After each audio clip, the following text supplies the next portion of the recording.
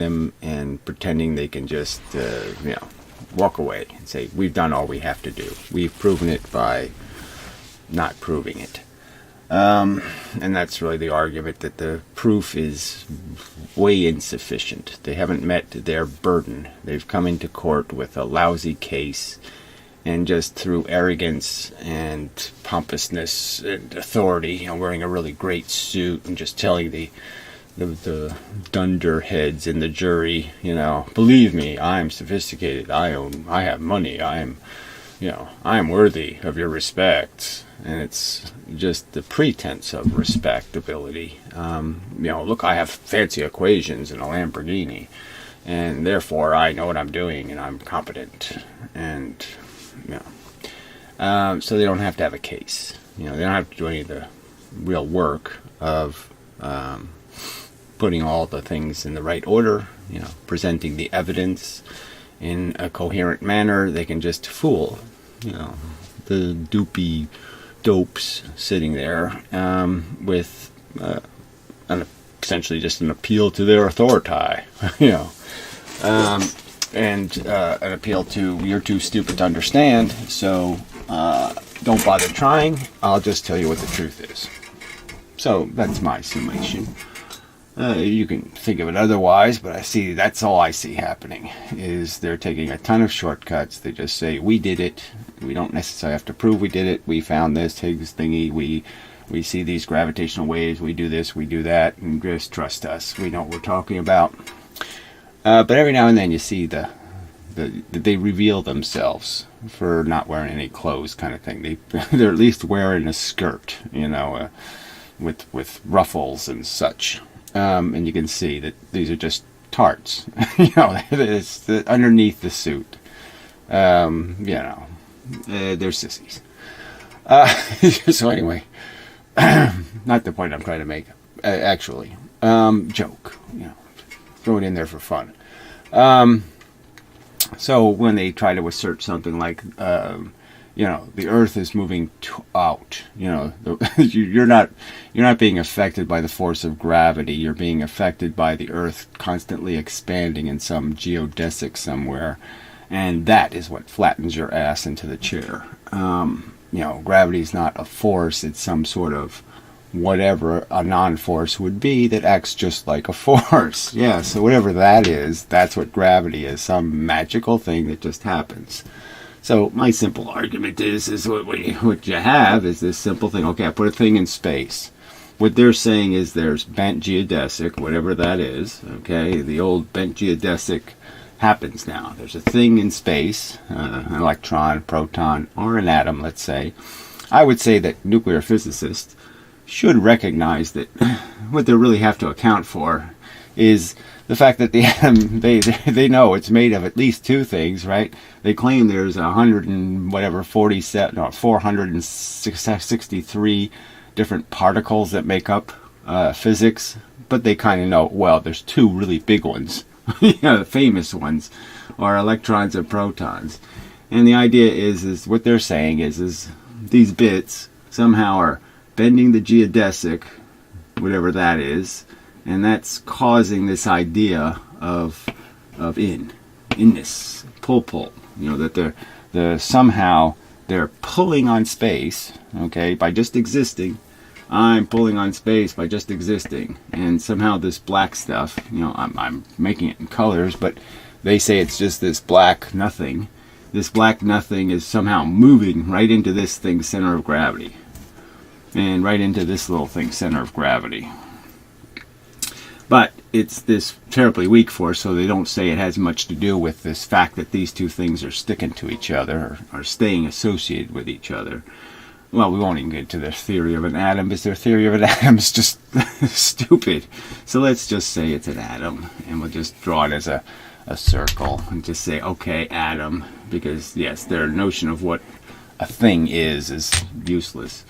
But the idea is, okay, this thing is sucking space, and so as soon as I put something else in here, another atom thingy, that it's going to do the same thing. It's going to pull on this fabric crap and create this sucking sound, like a big vacuum cleaner.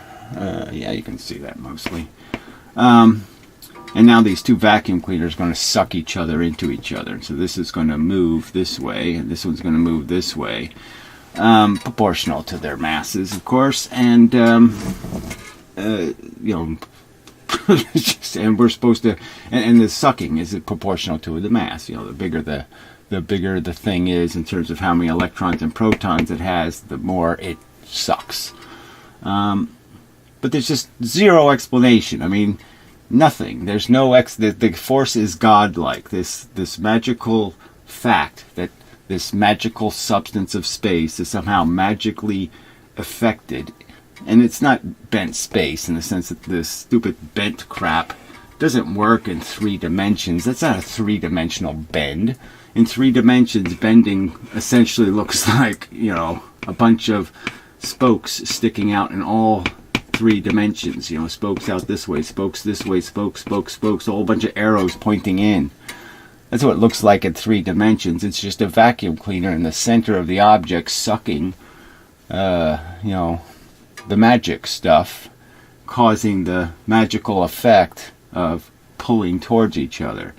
All right, but the fact is that this thing does move this way, and this thing does move that way, and in space, and that's what's going to really happen. And this saying that somehow this thing didn't move or this thing didn't move, that somehow space just disappeared, you know, some kind of, I don't know. I mean, it's a silly to say there's not a force, in the sense that it obviously behaves just like a force, and just like the other forces. Let's recognize again, this bent space stuff moves exactly the same speed as photons. You know, exactly the same speed as magnetism. You know, in terms of opposing its effect. And you don't think magnetism is some bent, fieldy, spacey thing, do you? Really? You know, it's all made out of this magical nothing. This I sense your presence by the magical thing moving the speed of light, not moving instantaneous. No, moving the speed of light. I sense you with my, you know, my ESP that's a little bit slow. You know, it doesn't. My ESP doesn't move the speed of light. It doesn't move instantaneously. It slows down to imitate the other forces. The other things they still calling a force. Now maybe this guy will call all the other forces, magnetism and, well, you know, electricity really isn't a force. There's just charge, okay? There's charges, and you put 2 charges next to each other, you know, electron and proton, it's a dipole. That's right. And that's magnetism. But anyway, I've said enough. Preposterous to sit there and assert that this is a easily defended theory of the magical nothing, okay, that is bent and changed, and somehow by changing the nothing I move things, and I don't have to push them, I don't have to pull them, they just move. Alright, so we'll play some of each of these videos and deal with it. Some people attacked my recent video, Gravity is not a force and the acceleration is upwards, as pseudoscience garbage. Right. Well, I don't know if I use that word, but it's garbage. Okay, as a way of understanding, it's garbage. All right. As getting to the real facts and the real truth, it's garbage. In acknowledging the other evidence on the table, it's garbage. There were also at least 2 rebuttal videos. Yes, he didn't play a clip from mine. But he plays Desert Files. This is somebody from my long past who mostly made atheist videos in the past, but, you know, he's some sort of stupid cow farmer, which really is irritating. But anyway, lives in the desert, does wacky desert stuff, so he is a bit of a character, you know, a little bit eccentric. So, we all have some of that, maybe. So he plays a millisecond of his video. The planet Earth is not accelerating upward. But Albert Einstein... So that's all the argument he accepts from the contenders.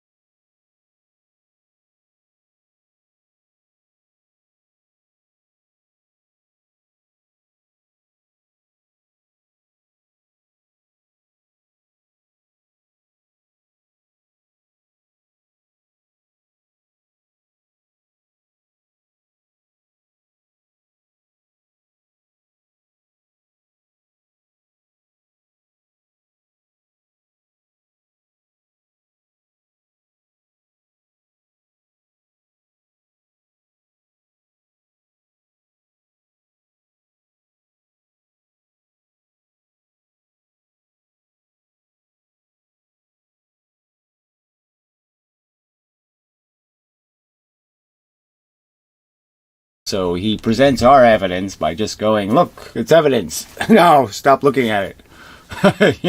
Don't pay attention to any of their arguments. Don't specifically address any of their arguments.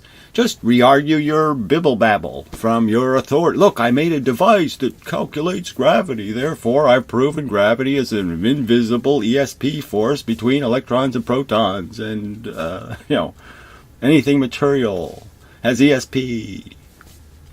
It knows it should go somewhere with its little, and it turns on its go motor. It has a little motor just for this case, right? I have gotten the signal. The geodesic is bent. Therefore, I should turn on my motor and move. I mean, where's the energy come from? I mean, I've made these appeals to before. Nobody ever explains it. No energy for gravity, no energy for magnetism, right? You clearly see the magnets move. They do something. Boom! Smash right into each other. Or you try to push them together and they won't push together. Where does the energy come from? I'm putting force. I'm using energy to push them together and they are repelling me. Well, what are they repelling me with? ESP? No, I don't want to. That's good enough for you as an explanation? That's physics? Shit. Einstein's general relativity describes gravity as something other than a force. And it's easy to show. No, it's really not, okay? Einstein's own words, well, we're not calling it ether. Okay, I'm paraphrasing. We're not calling it ether, but duh, it has to be an ether, right?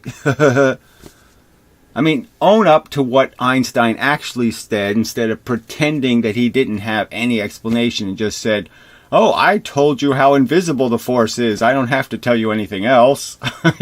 It's just magical. There, haven't I done my job? Shit. It's a dumb idea. Yes, Einstein was dumb, but he wasn't as dumb as you're making him out to be. That no force makes an object fall. Ugh. Yeah, right. Nothing happened.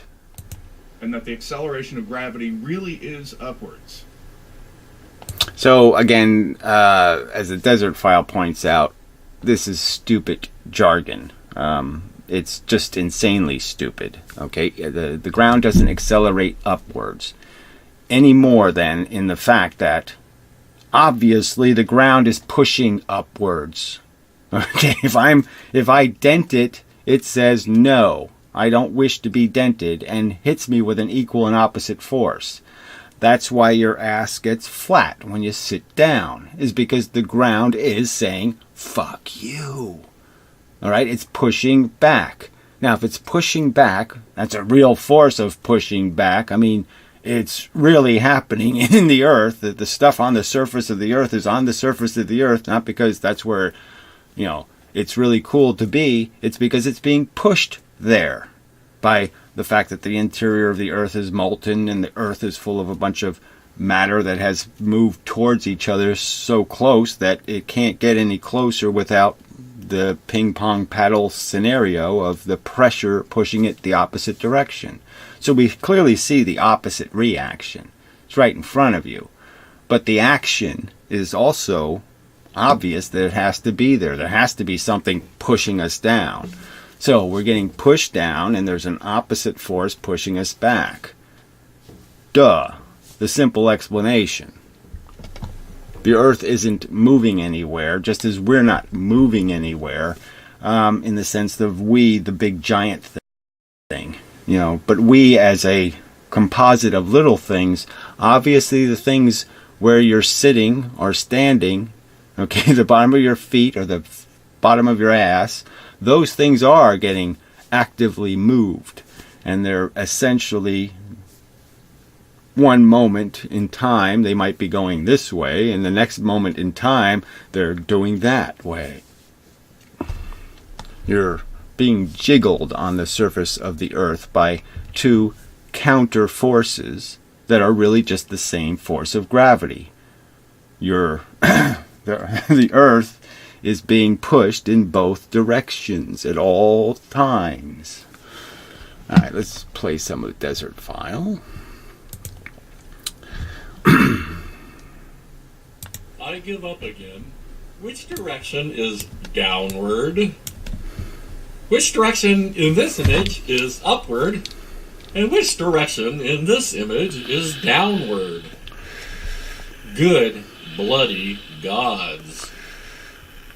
But now suppose that we fire up an engine and begin to accelerate in one direction.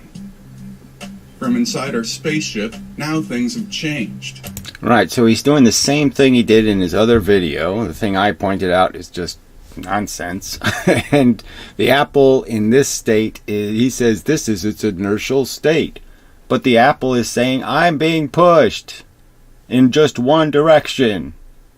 It feels that. We can tell that I mean, it's being pushed in the two directions in the sense the force, okay, is pushing it because the rocket is moving, right? And the counter force is its own mass saying, I don't want to move. we're no longer in an inertial reference frame. If we release an object, it begins to move as if a force is acting on it. It accelerates. Right. Well, the object didn't accelerate. So this will go to Desert Files' next point when this guy starts talking about what Einstein is saying and what the theory says. There's the idea isn't that you sit there and say, what am I seeing? Do I see an apple moving? Yeah, that's what you see. But what's really moving is the rocket and the man. And the apple is now being released from being pushed by the rocket. And you have to understand the rocket is constantly accelerating. So it's not just the rocket is moving at a set speed, like that it's going 50 miles an hour. No, each second it's going, by gravity, 10 meters per second acceleration. So it's accelerating constantly. It's constantly going faster and faster and faster and faster. So when the apple was in the man's hand, the apple wasn't free. They weren't like in space with zero gravity or something. The apple you couldn't just move your hand and the apple maintains its velocity. No, the apple is going, say, 500 miles an hour, but the spaceship is now going 525, and then it's going 550, and then it's going 575. So the rocket ship is speeding away from the apple, period. Perception isn't reality. Perception happens at the speed of light, right? So you could have one mother-in-law over there, you could have your mother-in-law, and you could have your mother over there, and they could be nagging you about something, and if you move towards one or away from the other, you could realize that, gee, this one seems so much more naggy, okay, because it got all these new complaints, but you haven't heard the complaints from the other side yet, okay, because you moved away. So they're delayed. So you have this impression of something, but your impression doesn't have anything to do with the reality. You've just changed your position in space. Well, not the best analogy, But no such force actually exists. So again, he says no force causing the object to accelerate. So again, he's saying we're too stupid to figure out, well, the apple isn't the thing with the flaming motor on it.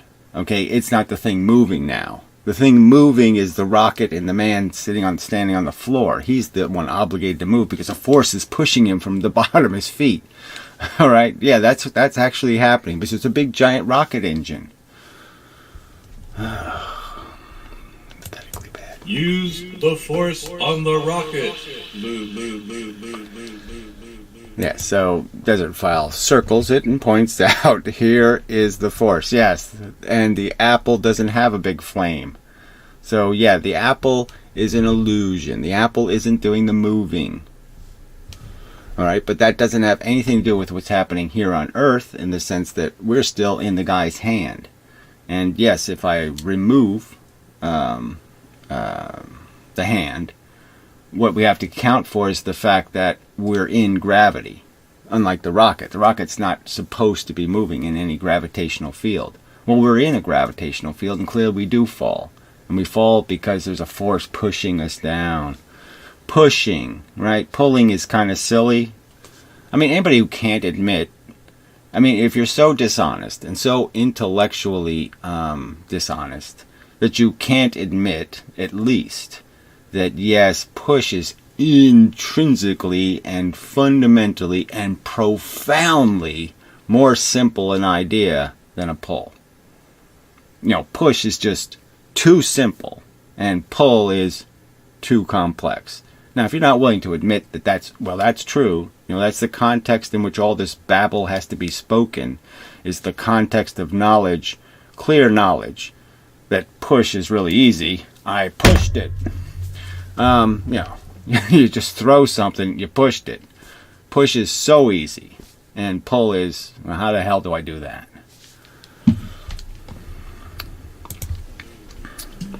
The object is just floating freely, and the spaceship is speeding up around it.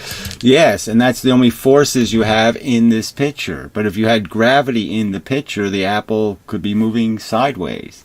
The apple could be doing lots of other things based on the other forces you put in the equation. And again, the argument isn't that there's that the force of gravity doesn't exist when we're stuck in it.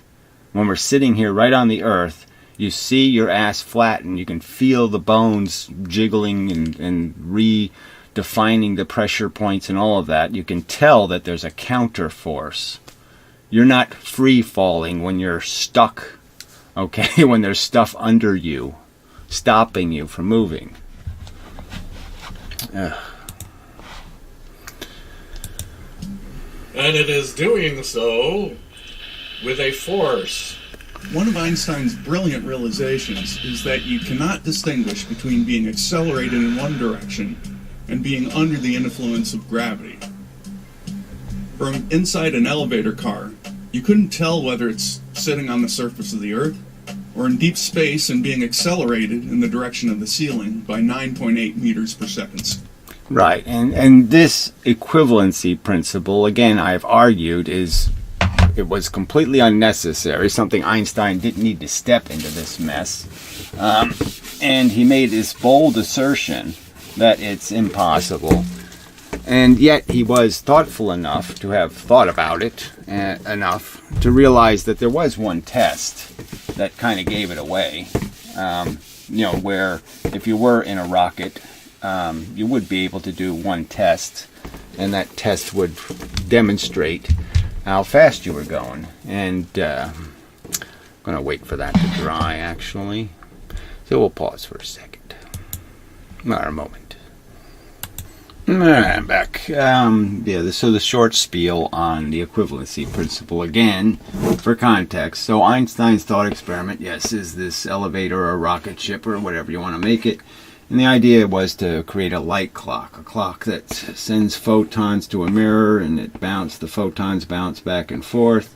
And you could use such a device if you use such a device in something moving through space. The idea would be is as you increase your speed to half the speed of light or some other kind of ridiculous speed, what you would see in the ship is that this light clock would tend to break, in a sense, that the mirror would be moving down as it would appear to you, okay, in the sense that the mirror wouldn't move down because the mirror is moving with the ship, sorry to imply that. And in fact, your light clock would break because the photon would continue on its path in a straight line, but the ship would be moving up, so it would appear as if the photon was doing this and it hit the wall here.